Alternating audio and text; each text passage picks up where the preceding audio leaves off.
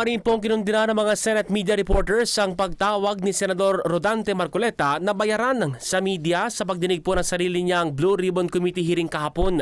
Ayon sa mga mamamahayag, irresponsable at walang pagkundangan o pakundangang pag-atake ang pahayag na ito ni Marcoleta laban sa institusyong mahalaga sa gumaganang demokrasya at mga journalist na dumaranas ng harassment, pananakot at banta sa buhay para magbigay impormasyon sa publiko.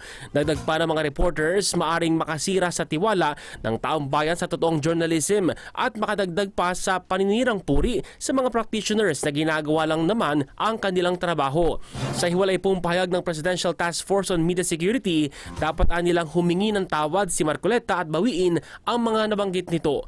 Pinagbabantaan nila ng ganitong mga walang basihang pag-atake sa reputasyon laban sa media ang pundasyon ng democratic process sa pag-uuga ng opinyon ng publiko laban sa mga nasa kapangyarihan na dapat managot.